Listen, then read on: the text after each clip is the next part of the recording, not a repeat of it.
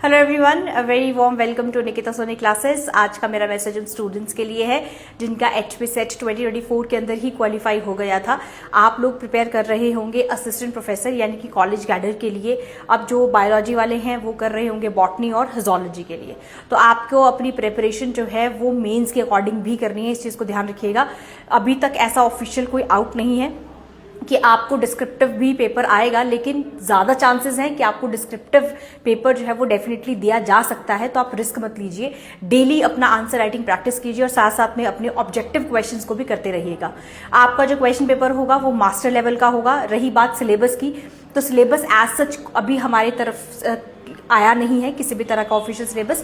तो आप चाहें तो आप जो है वो एक सिलेबस जो मैंने अपने चैनल पर डिस्कस किया है उसे एक अपना सैंपल मानकर भी उससे आप अपनी तैयारी कर सकते हैं, चाहे वो बॉटनी है चाहे वो आपकी जूलॉजी है। More information call on the number given on the screen.